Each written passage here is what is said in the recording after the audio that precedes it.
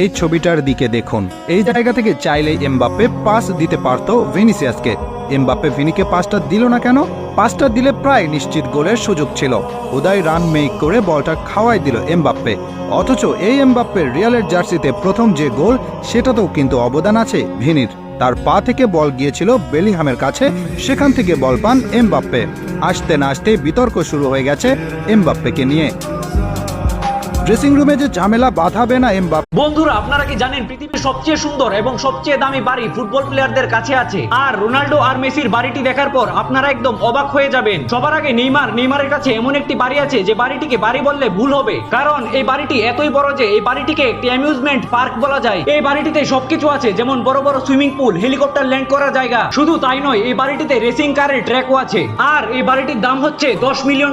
Number 2, বন্ধুরা আপনারা সবাই জানেন রোনাল্ডোর কাছে শুধুমাত্র একটি নয়, অনেকগুলি বাড়ি আছে। এর মধ্যে